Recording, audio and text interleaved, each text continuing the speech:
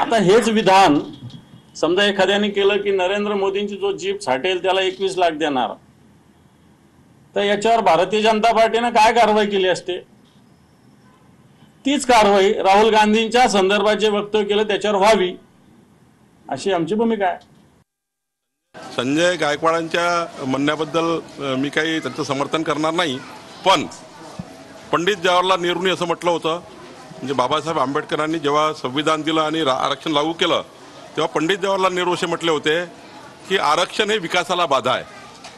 मग त्यांची पुढची पिढी राजीव गांधी असे म्हणाले होते की आरक्षण देणं म्हणजे बुद्धिहीन लोकांना सपोर्ट करणे आहे.